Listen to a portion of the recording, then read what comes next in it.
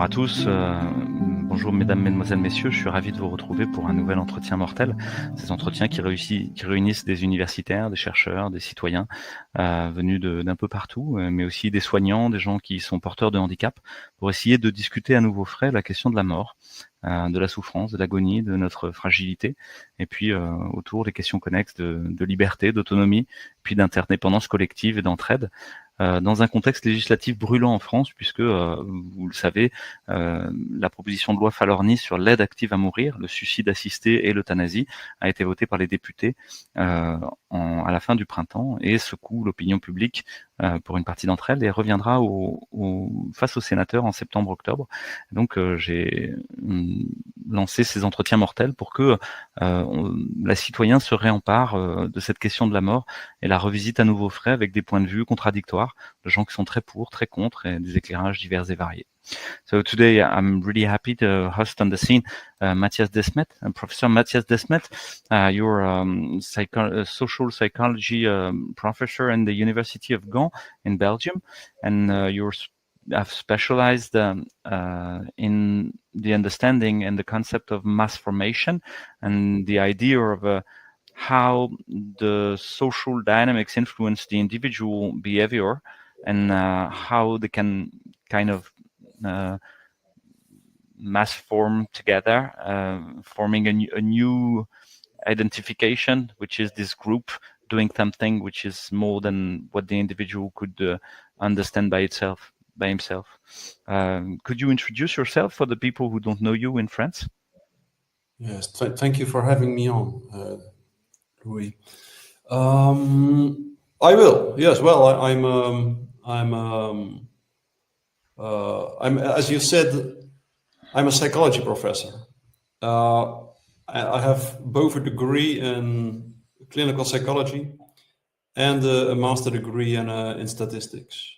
So I started my academic career with investigating the quality of academic research, and then, as you know, of course,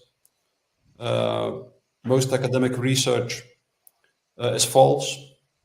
There is this wonderful paper, "Why Most Published Research Findings Are False,"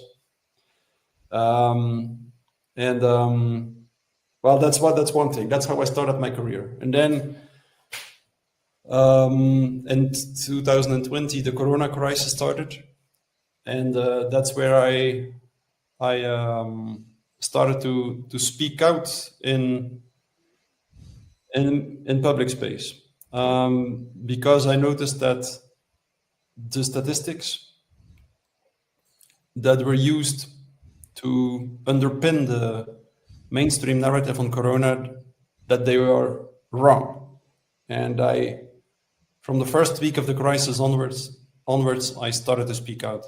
And after a few months, when it was clear actually to everybody who wanted to see it, that indeed the statistics had been dramatically wrong, I noticed that the story just continued, that the narrative continued, that the Corona measures, the mandates continued. And that was the moment where I decided to try to show people the psychological mechanisms that were at work, which are the same as the mechanisms that lead to the emergence of totalitarian states, which were the same as the mechanisms that led to the emergence of the Soviet Union and Nazi Germany, and which I called a mass formation. That means, like, maybe in French you would call it le conditionnement des foules. I think that would maybe be the best translation. A mass formation is like, it's a kind of group formation that makes people completely blind or which makes people incapable of taking a critical distance of what the group believes, and which makes them willing to radically self-sacrifice, and which makes them extremely intolerant for everyone who thinks differently. So that's the phenomenology of a mass formation. There's this strange group formation, which leads to these very strange states where mothers start to report their children to the state, children start to report their parents to the state, which destroys the entire social fabric, which destroys all human bond between individuals, and which replaces that human bond between individuals by one bond between each individual separately and the collective, the state system. So that's something we like. This process has always existed, but it became stronger throughout the last 2 centuries. And we've seen it at work in the Corona crisis, and we still see it at work now, because that's a dramatic characteristic of a mass formation. Once a major mass formation happens, it almost always leads to a second and a third and a fourth mass formation. So that's I explained that theory of mass formation on many occasions,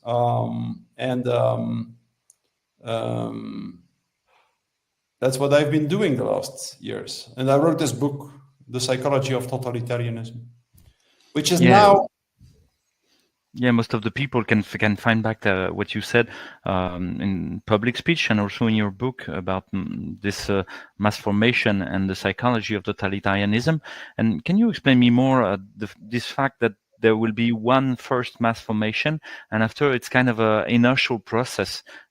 There will be inertia. It's not going to stop easily. Just like if people would keep on justifying the kind of religious beliefs that they made up. Yes.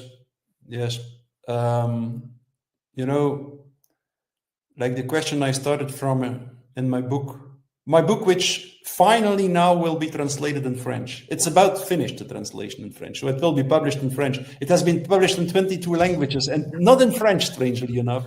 But now that will change. So that's a good thing, because we know one French translator who loves your work, and we both know him, and is working to translate your blog, and so yes. We already can find part of your job in French thanks to him. Yeah, it's wonderful. He does a wonderful job. Yes. It's my Substack page.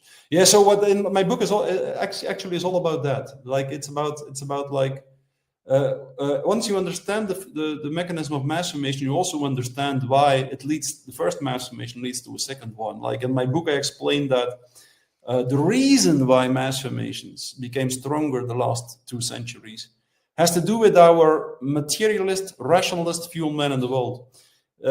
Because this view on man in the world had one major consequence, and it was that it produced loneliness. And like the last 200 years, loneliness has been increasing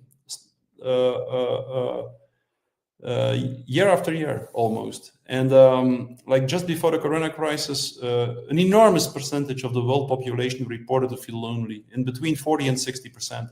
And Hegel, the German philosopher Hegel, called that the atomization of society. Of course, you have the famous Michel Houellebecq, whom is probably the best writer in the world now. I think he wrote this wonderful book, Elementary Particles, and that's all about the process of atomization. And so more and more people started to feel lonely. Society got atomized, and then once people feel lonely, they start to struggle with lack of meaning making in life. It is as if their life is without purpose. And once they feel lonely and or struggling with lack of meaning making, something very strange happens at the emotional level, the affective level. They are confronted with very specific types of frustration, aggression, and anxiety. Frustration, aggression, and anxiety, which is free-floating, which is not connected to a mental representation. So people feel anxious, but they don't know what they feel anxious for. And when they are in that state, they are extremely vulnerable for propaganda, or just for narratives that are disseminated through the mass media and that indicate an object of anxiety and provide a strategy to deal with that object of anxiety. Under these conditions, all this free-floating anxiety, which is extremely aversive, people just cannot stand it to be anxious without knowing what they feel anxious for. And if someone distributes a narrative, disseminates a narrative in the mass media, indicating an object of anxiety, all this anxiety will attach to the object of anxiety. And people might be willing to participate in a strategy to deal with that object of anxiety. So that's the point. That happened in the Corona crisis, for instance. It's the French writers. No, if I understand well, I rephrase what you said. But this free-floating anxiety, free-floating discontent, leads to kind of a craving for meaning. That there's a need for an explanation. It cannot remain like that. Otherwise, it would lead to craziness, maybe. Yeah, exactly. It leads to craziness. There are three options. Or you find the real object of your anxiety. That means you try to go to the trauma, to the traumatic core in yourself, and you find and elaborate the real object of anxiety there. That's the best option, the only good solution. The second solution is that, and that first solution, the good one, requires us to really try to articulate the dark side of ourselves, the shadow in ourselves. So, but most people won't do that. Most people will choose an easier option. They will either develop an individual symptom, like an obsession, a phobia or something. And in that case, they associate all their free-floating anxiety to a singular object of anxiety. That is, in that way, an individual symptom emerges. The second solution is that people create a collective symptom. And that's what happens in a mass formation. In that case, 20-30% of the people, of the population, connects its free-floating anxiety all to the same object of anxiety. And so and there is a certain advantage in that, namely, like, people have the feeling that they can control their anxiety then. They have the feeling that they know what they feel anxious for. And the second advantage is that, and that's unique for the collective symptom, for the mass formation. The second advantage is that because so many people at the same time participate in the strategy to deal with the object of anxiety, for instance, the lockdowns, they feel they fight a heroic collective battle with the object of anxiety, meaning that they feel connected again. It feels as if they escape their existential loneliness. And that explains why people who fall prey to mass formation, while they claim they fight something terrible, in a very strange way, they feel very enthusiastic. And we could see that, we can still find it on the internet, on YouTube or something, the movies where you could see how people were dancing together, how nurses were clapping their hands, and so on and so on. So the Corona crisis led to this strange enthusiasm. Well, that's typical for mass formation. And it's just the psychological relief of being freed from this fundamental, disconnected, lonely state. But that's the point, that mass formation doesn't really free people from their loneliness. It creates a collective symptom, but in reality, people feel even more lonely, because a mass formation, and that was a very important contribution to the theory of the masses made by Sigmund Freud. A mass is a group that is formed, that emerges, not because individuals connect to each other, but because each individual separately connects to a collective ideal.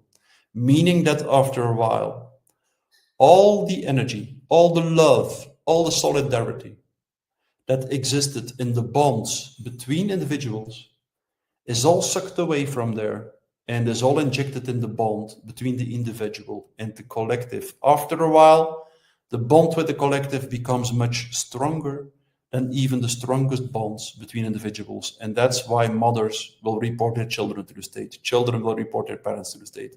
You can find this conversation on the internet, which I had with Shoref Eshtari, a woman who lived in Iran in 1978 during the revolution there. And she was forced to witness. She was the daughter of the mayor of a major city in Iran.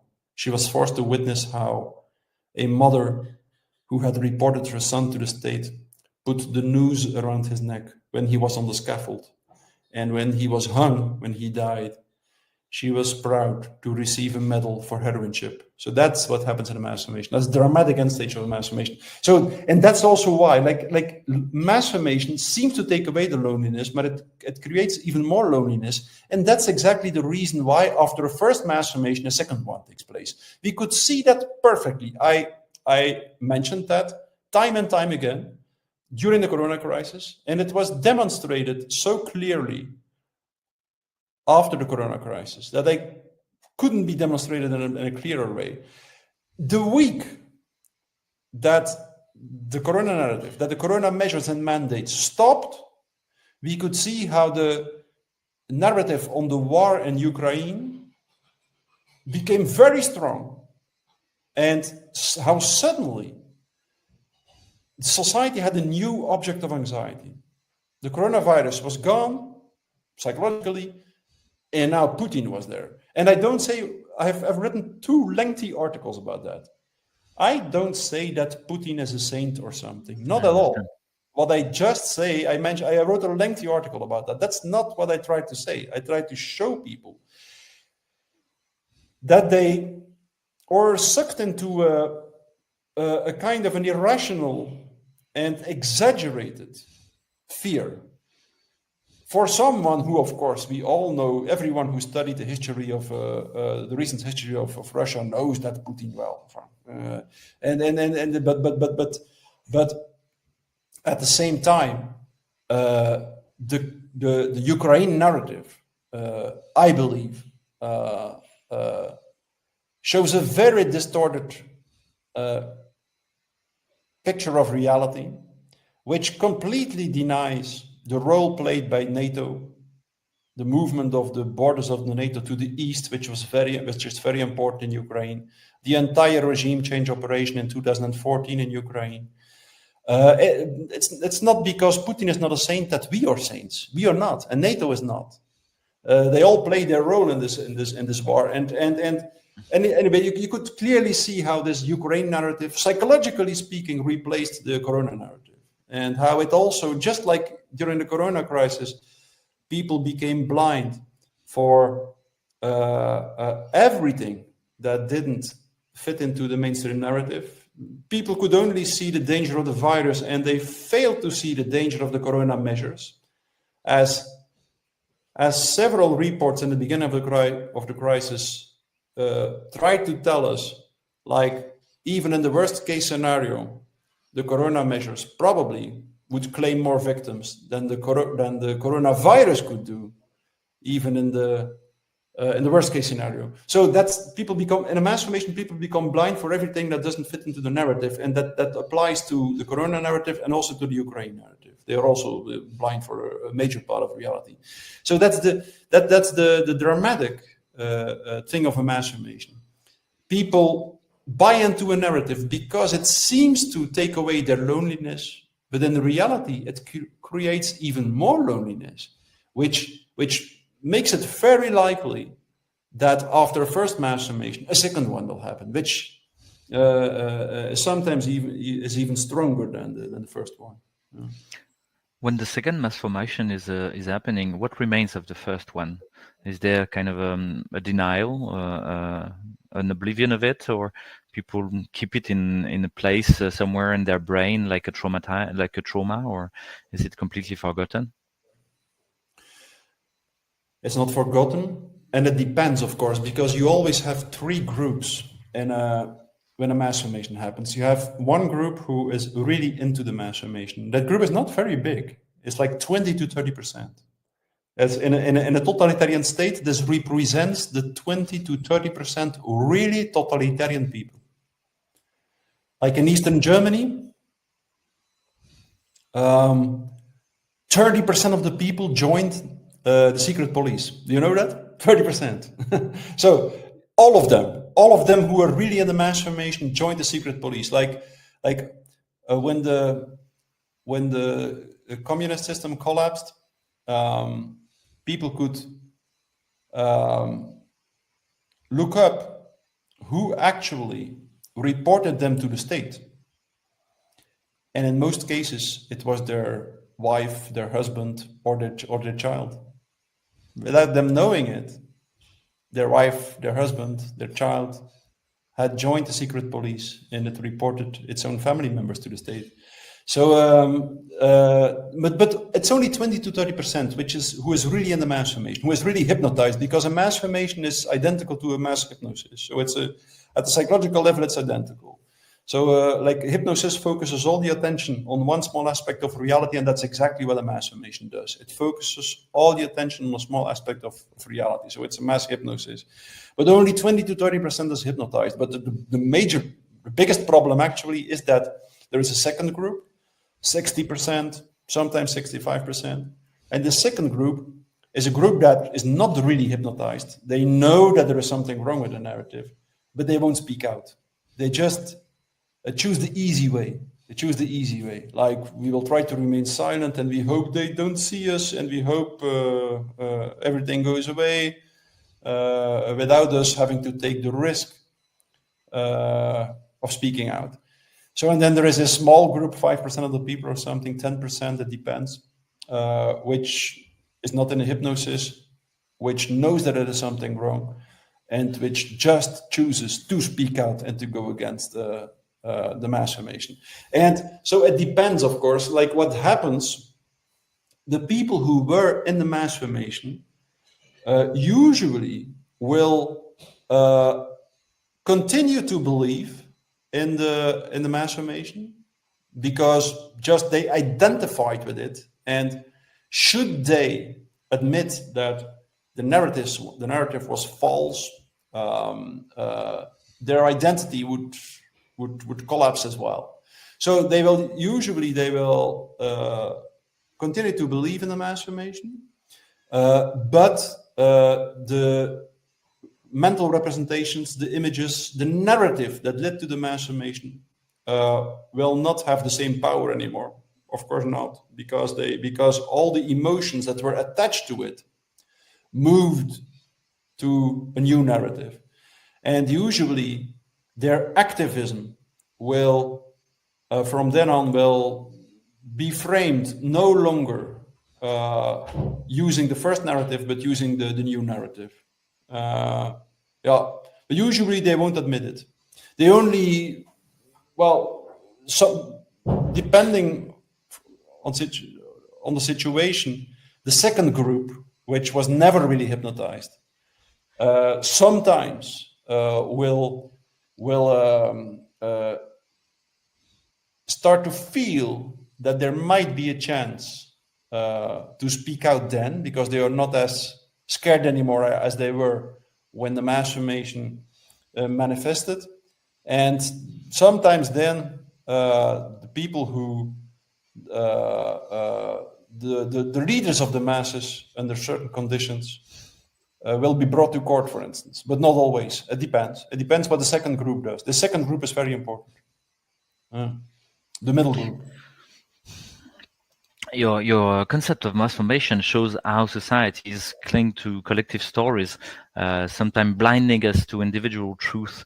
Do you see any relation with the euthanasia and assisted suicide in the law in Belgium? Can we relate in any way how you shape social relations and mass formation to the narrative of a controlled death, for instance? Oh yes, in many different ways. Many different ways. We can look at that phenomenon from many different angles. For instance, first and for all, as society atomizes, as loneliness increases, the death drive will increase in people. So people who are lonely, in the end, they start to feel as if life is without purpose, as if suffering and dying is without purpose. And they will become more and more afraid of suffering and dying.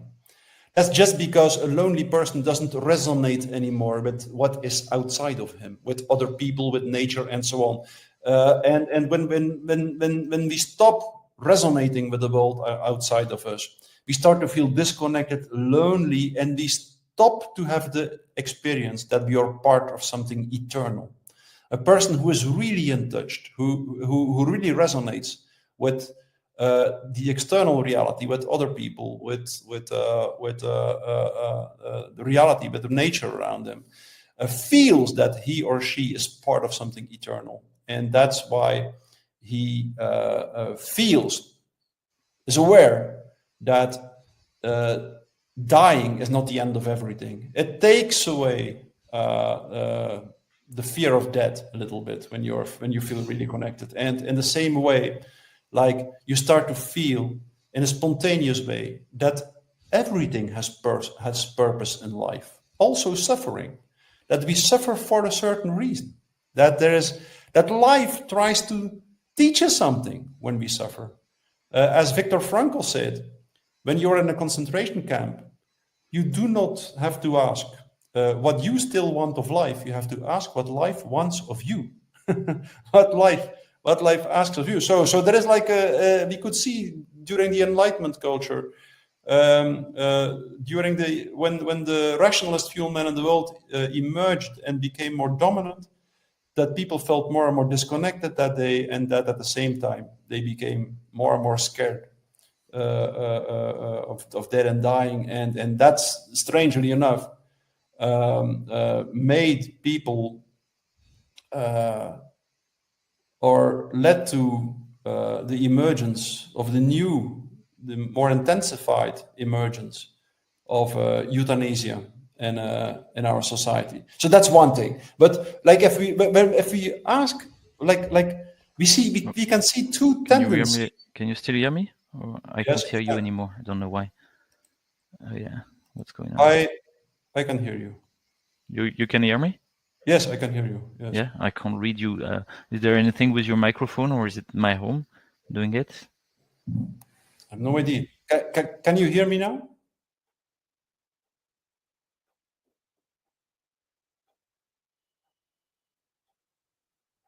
Yes. Shall we?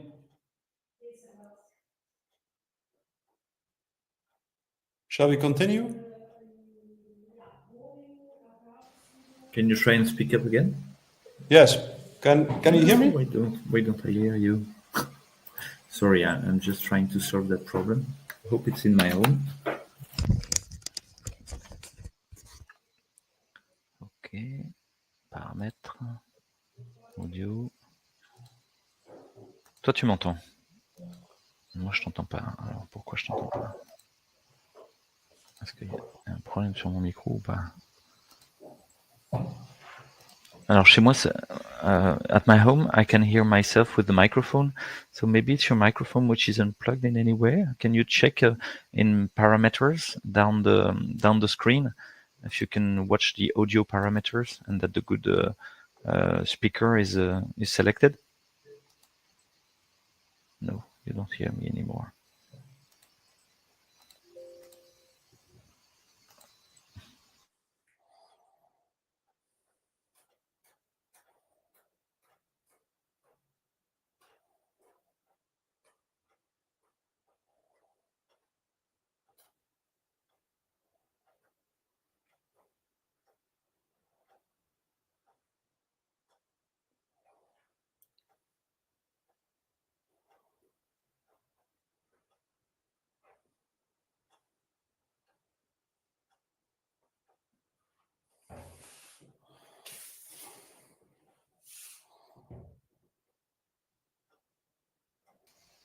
Ok, est-ce que tu peux parler pour voir?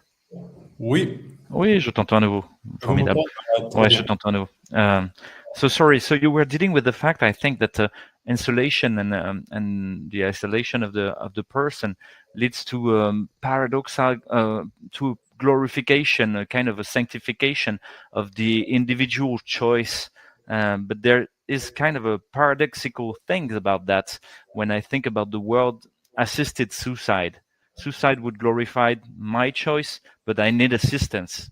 in this. Yes, you need assistance. Exactly. That's something crucial, because like suicide, more and more is considered something that should be banned, that should be prohibited. Like when I'm a psychologist, you're a doctor, and like no matter when someone comes to a psychiatrist or a psychologist or a psychotherapist, it doesn't matter, and he mentions that he or she considers suicide, then the law actually stipulates that you should report, as a caregiver, you should report your patient to the state. You should prevent him or her. Yeah, there's the same thing in the hospital. We have a score. We have to make a score for each patient if there is a suicidal tendency or risk, and that's completely paradoxical. It is, of course. So it isn't. On the one hand, it's paradoxical. On the other hand, it isn't, because just what the state wants to decide. That's so typical for totalitarian dynamics. The state wants to decide on everything. You are no longer to allow yourself to decide whether you want to live or whether you want to die. The state has to give you permission. That's what actually happens now. Like that's typical for totalitarian system. They penetrate private life, and all the decisions that used to be decisions of the individual are now decisions which the state shall take. The state will decide which clothes you wear, which car you drive, in which house you live, how much children you have, what you will eat and what you won't eat, and also whether you can die or not. That's the point. Yeah, it made me think about this pattern that you describe of a interpersonal relation, torn apart and redistributed to the central core ideology, and that's the same there. I remember that there used to be kind of euthanasia or assisted suicide, but which weren't validated by a law. They were done because the doctor, the family, and the patient just got in accordance. They convinced that it was the right solution for the person, and they were all on agreement about that. And nobody would say anything. It wouldn't be in the law. And I think in this moment it was all right, because this was about the relationship and the interpersonal bond. But there's something different with this expropriation from our intimates. Of course. I think that's the real problem. That's the real problem, I think. It becomes a bureaucratic affair now. It has to go through a bureaucratic, state-supervised procedure now. The decision whether you will die or whether you want to live, or whether your suffering is whether you want to go through a period of suffering or not. So that's the problem, and that's as I said, it's part of a much broader totalitarian dynamic. I think a dynamic where the state bureaucracy actually claims all the decisions in human existence. Exactly. Yeah, maybe we are going to be told in a few years that it's a fantasy if we want to die naturally or normally without any assistance, and it's going to be forbidden because we are out from the control of the state. Do you have any personal or professional experience about that in Belgium? Oh, because yes. The law is already done for years now. Yeah, I think the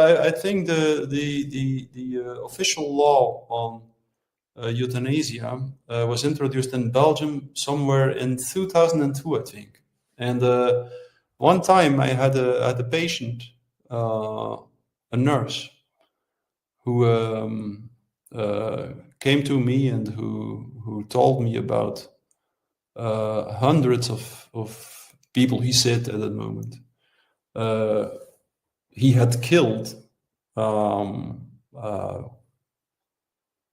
in the terminal stage of their illness.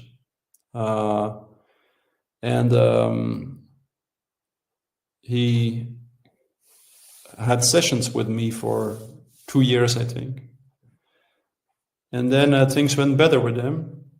And 2 or 3 years later, he consulted a psychiatrist, and he told a little part of that story there.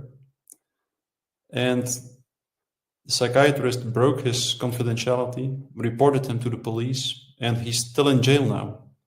And I was one of as a psychologist, at a certain moment during the trial, the judge, of course, was informed that this guy had been doing therapy with me for 2 years, and I had to testify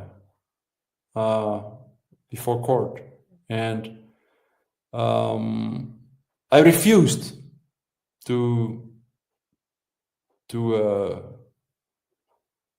say what or to hand over to give my file to the court for a long time, and until the end actually, and that was the first time that I was on national television. It was 3 years before the Corona crisis. It's because I refused to break my professional confidentiality. So I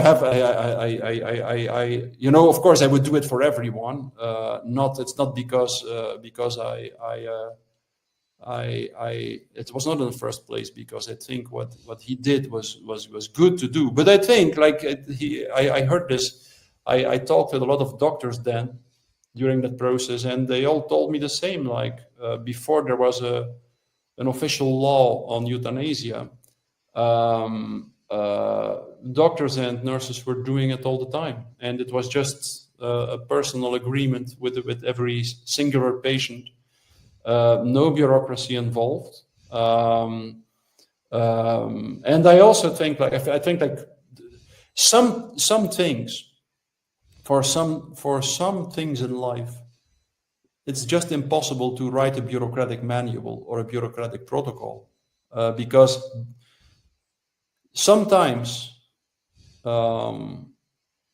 manuals and protocols are just inhumane, and I think that applies to the situation where someone is really suffering and wants to the suffering to end. That shouldn't be a bureaucratic matter. Yeah, we want to find a medical process or protocol to kind of heal the psychological existential despair, and and give a simple way out, the exit through death, where it's a complex problem. Do you see any reaction in the world of psychology to this this law about euthanasia and assisted suicide? Not very much, because in a rather strange way, I think most people maybe they feel that there is something wrong with it, with the contemporary evolutions, but they don't find the arguments to go against it and to speak out. Like, in a certain way, it seems so evident. Like, okay, we have to make rules, we have to make laws, we have to regulate this, but if you don't agree or if you object, it almost seems as if you're inhumane. That's a strange thing. While it's the other way around, of course. It's too much rules. Can also be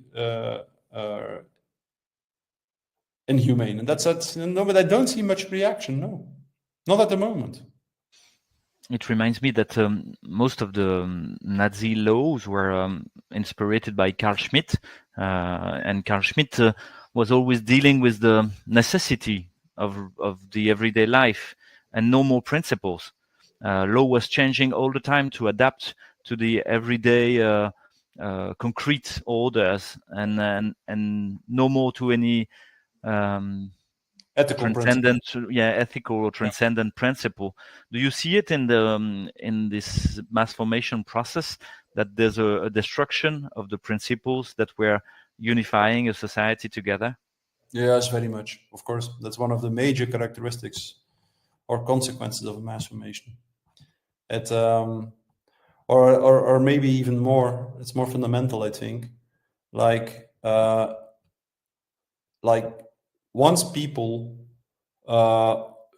feel disconnected, once people are in this isolated state, their ethical awareness will diminish spontaneously, because ethical awareness, exactly as the awareness that you and the other are one, and if you do something that is not good for the other, it's also not good for yourself. So that's exactly the state of connectedness. We feel that we are one. That's the state of connectedness. And when people disconnect, one of the first and most dramatic consequences is that their ethical awareness disappears, and that ethical principles lose their power in a society, and that happens unconsciously. That's the reason why, together with the emergence of the rationalist fueled man in the world, or the materialist fueled man in the world, not only loneliness increased, but ethical awareness decreased, and ethical principles were replaced by bureaucratic rules. So at almost exactly the same moment, when the materialist fueled man in the world became more and more dominant, you could see that bureaucratic systems became more dominant. That there were more and more administrative jobs, more and more bureaucracy, and then as a consequence, imperialism first emerged as a new state system, and then totalitarianism. So there is a direct association between, on the one hand, rationalism and the materialist fueled man in the world, loneliness, and bureaucracy. And you referred to the fact that the laws change every day. Of course, they change every day. That's like George Orwell described that in his book Animal Farm. That's exactly what he said. And then also Solzhenitsyn. I think the 4th chapter of his book, The Gulag Archipelago, on his a book on the Soviet Union. The title of the 4th chapter, I think, it's the 4th or 5th, I don't know it exactly, but it's "There is no law." Like the laws disappear because a law always is based on an ethical principle, and the law disappears and it is replaced by a rule system, by rules and decrees. And these rules change every day.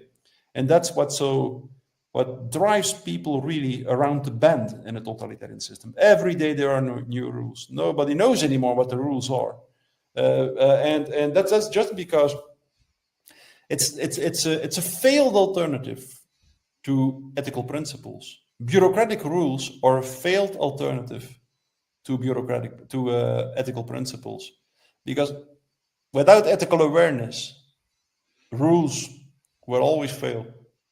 Yeah, and there's no reason why they change. There's no explanation why they change, and people try and find an explanation. It's the 3rd chapter of Solzhenitsyn in the archipelago of the Gulag, where he's dealing with arrestment, and people are always trying to find why am I being busted, and there's no reason. That's the key. There's no reason. It's only a way of showing its violence by the system. And showing how powerful he is over any form of life. It can bust you down for no reason. And I think we pretty much lived that in the several years that we have. Is there a relation between your way of thinking things with this mass formation and the work of René Girard about the scapegoat and the mimetic violence? Yes, there is. Yes, I think Girard describes the same phenomenon, but using different concepts and terminology. Like the object of anxiety, like what I call the object of anxiety, Girard would probably call the scapegoat. So we need psychologically a scapegoat, and because, well, mass formation and totalitarianism, they just represent a truth that was repressed by the Enlightenment culture. The Enlightenment culture, since Descartes, considered the human being to be a rational being. Well, mass formation shows us, and totalitarianism, that human beings are not at all rational beings. They are, in the first place, affective, emotional beings. What we care about, or what our first desire in life is not to be rational, not at all. It's to deal with our anxiety, our frustration, our aggression, our lust, our sexuality, and so on. That's what we are as human beings. We have to find a system to manage, to regulate our emotions, our affects, our drives, and so on. And rationality is only like a very thin upper layer on top of the boiling pot of emotions and drives. And in the end, we are all extremely irrational. In the end, we don't want to be irrational. Jacques Lacan, whom you might know, the famous French psychoanalyst, I think maybe the most important intellectual of the 20th century, if you ask me. And that's also why his reputation is smeared so often, because he really said something that was true. He said, like, not love, not hate, but the passion for ignorance, la passion d'ignorance, is the most powerful passion in a human being. We constantly make ourselves blind because we want to stick to the narratives we use to deal with our hate, our aggression, our anxiety, and so on. So that's what the Enlightenment culture didn't want to see repressed. And it returns. Everything we repress returns. So we build narratives, we build religion, we build beliefs, we build laws and things like that to kind of refrain our pulsion for ignorance and death, our pulsion for our emotion of lust and destruction. That's how you would think that things start with this negative negative pulsion that we have, and we try to deal with it all our lives and collectively. Yeah, yes, we do. And that's where we fall prey to the death drive, to thanatos in Freudian terms. That's where the death drive becomes stronger and stronger in our culture. And if we do not watch out, it will bring us World War III. So there is only one, as I often say, there is only one solution for the human being, and that's I believe the revolution we have to go through. Our fanatical pursuit of rational knowledge lapsed into complete irrationality, and it estranged us, it alienated us from truth, strangely enough. Like, as soon as the materialist view of man in the world became dominant, people started to believe that the world you can see with your eyes and understand with your rational thinking is the real world. Science showed us exactly the opposite. If you look at modern physics, it will tell you exactly this. The world you can see with your eyes is the world of appearances. It's not the real world. There is a world behind that world, which is the real world. It's a little bit the same as the mystical worldview that most seminal physicists concluded would be the real world. And so that was a dramatic consequence of this materialist worldview. The material world is the real world, and the ultimate goal of life is survival in this real world. And as soon as you define the ultimate goal of life in this way, it becomes stupid to speak the truth, because speaking the truth is always risky. Antique Greek culture knew that the one who speaks the truth always takes a risk. He's jeopardizing himself, of course, because... Tiresias, le Parasias. Oui, le Parasias, Parasian. But if you don't speak the truth anymore, you get isolated, of course. That's the problem. Like at the psychological level, my next book is all about that. At the psychological level, it's very clear that the act of sincere speech is actually an act of speech where your words penetrate through what I often call the veil of appearances. As a human being, we constantly hide behind outer ideal images. We constantly do so. We constantly try to erase our traces, Lacan said. We try to hide constantly. To hide who we are, we hide behind outer ideal images. And everyone hides behind the outer ideal images. Everyone hides behind false narratives and so on. Literally, in this way, we get isolated behind an outer ideal image, a narcissistic outer ideal image. And the act of sincere speech is an act which literally reveals something, which shows something that is usually hidden behind this world of appearances. That's the act of sincere speech literally punches a hole in the shell of the outer appearance. And it is through this hole that we start to resonate again. You can feel it immediately. If there is a company, if you're together with some people and someone really speaks sincerely, meaning that someone really speaks from his most vulnerable point, shows something that everyone tends to hide, well, that's the moment where real connection emerges between people, where people start to resonate again. That's the moment where loneliness really disappears, where disconnectedness stops, where new connection emerges. And so that's what we have to rediscover, I think. We have to rediscover that it's not stupid to speak the truth. To the contrary, that speaking the truth might make you lose something in the fake world and the world of appearances, but it will definitely make you win something in the real world. Huh?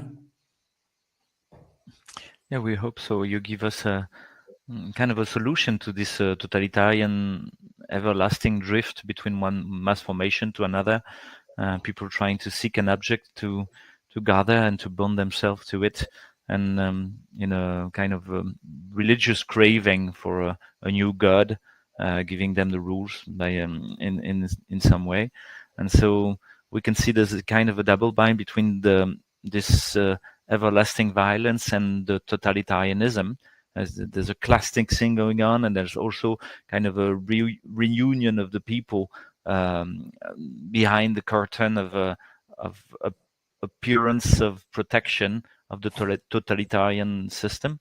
And you offer this true speech, genuine speech with the frailty and as a tool to build something else. As for our subject is concerned, of the laws about euthanasia and assisted suicide are concerned, does it make any sense to take a position, to be opposed to it, or is it part of this whole narrative trying to divide the people between an ideology and another? No, we have to speak out against this newly emerging practice of guided suicide and euthanasia. I think we have to speak out against it. We have to tell people that certain things have to be dealt with in a human, in a situation, in the context of a human bond between a doctor and his patient, or a therapist and his patient. Certain things need to be dealt with there, and the state system should never be too big, should not claim to have to be involved in everything. The state system should trust the individual patient and the individual physician, the individual doctor, individual therapist. Sometimes accidents might happen, cannot exclude that. I mean, but if we try to avoid these accidents by imposing a bureaucratic state machinery, then I believe we are ready for much worse accidents, and then we are lapsing into fully fledged totalitarianism, I think. So I think we should try it. We should speak out. We should speak out, and we should speak out against an ideology, against the system, not so much against individual politicians or something. I think it's much more important to acknowledge that we are all part of the problem. Every one of us is part of the problem, I think. And you're also all part of the solution, I think. We should speak out. We should be willing to lose something. That's just by definition the case.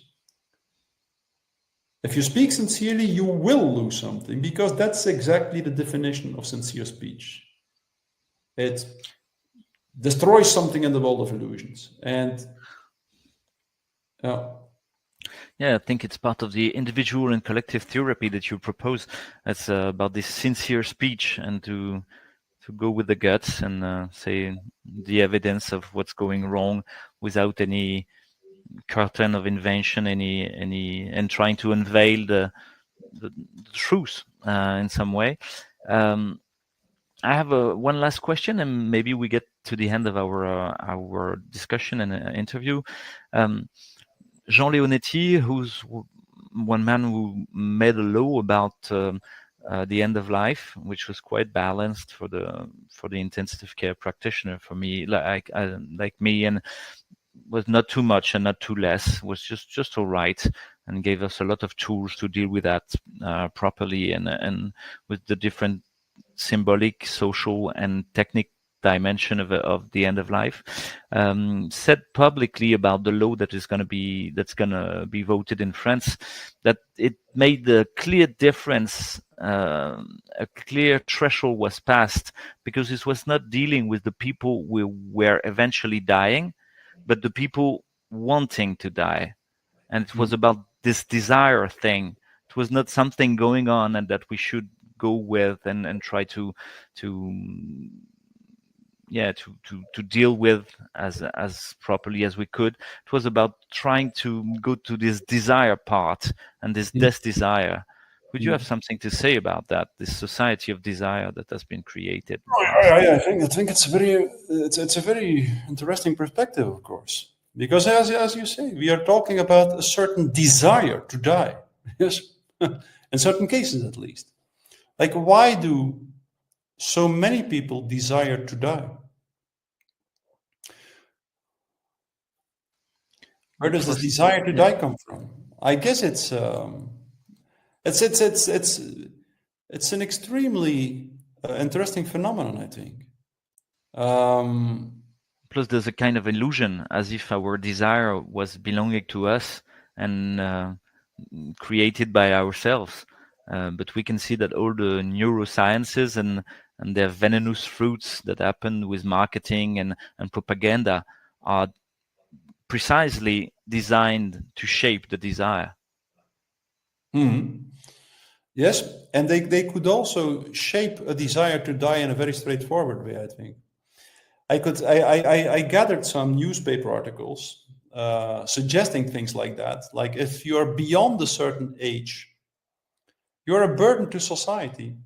And, well, of course, You can choose to continue to live, but maybe you should think twice and try to realize what that means for the younger people. So it's at the level of the desire. Like we should also really analyze the structure of desire in our society, and how desire, to a certain extent, is a socially manufactured phenomenon. Sure. Thank you much, Matthias, for all this this information and wiseness that you gave us. Maybe I give you free speech for a few minutes to share what you want with the public, and to give kind of a take-home message if you want, and then we conclude if it's all right for you. Yes. What shall I say in that few minutes?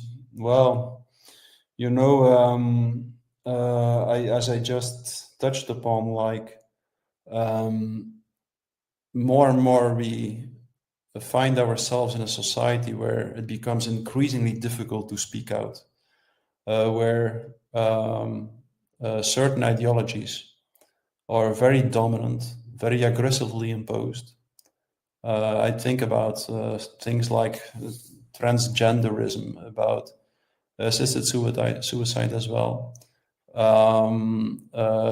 woke culture, which, to be clear, there are certain things that are very good in that woke culture, I think, but the way in which it is imposed is very problematic, I believe, and it seems on its way to become the ideology of the new totalitarianism. I think what we are facing is not so much a new fascist totalitarianism.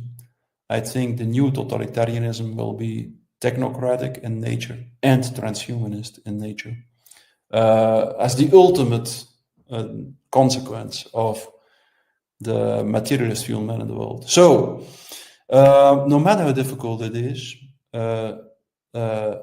let's all try to represent humanity and the human being in a world that is dehumanizing at record pace. That will be the most important thing, I think. We won't be able to predict what exactly will happen. Nobody knows. We are dealing with a society as a complex dynamical system, which by definition is impossible to predict. But we don't have to know exactly what will happen. We just have to know that in a world where ethical awareness is disappearing, we will try to represent it. We will do our best to be a human being in a world where the human being seems to die, in a world that is de-souling, I sometimes say, at record pace. So thank you, Louis, for the way in which you spoke out. I was touched very much during the Corona crisis when I heard you speak, because you represented one of the few people. You spoke out in a humble, sincere, and intelligent way. And I hope many people do like you do, every one of us in our own way, because every human being speaks the truth in a singular way. And that's, I believe, in the end, what will overcome totalitarianism. A relatively small group of people who continue to realize what sincere speech means to a human being and to human living together. Thank you much, Matthias, and I hope too that people are going to handle this free speech, this sincere speech that you're talking about, and because we need the other one to do so, because it's tiring. We can say that in some way we need some other people to help, and so the same as you said. For me, understanding what was happening through your concept of mass formation was really important to give coherence and try to find back something that I could rely on in my own vision of the world, because everything was collapsing around me, and it's still collapsing. And I really believe in this human part of us that could insufflate, that could push into the darkest place, in the darkest moment of totalitarianism, a shade of light, and a small brittle candle going, still trembling. Thank you much, and Mattias, and thank you to everybody who watched, and be aware again of those Entretiens Mortels, and we will translate it for the French public. Bye-bye. Thank you, Louis. Thank you.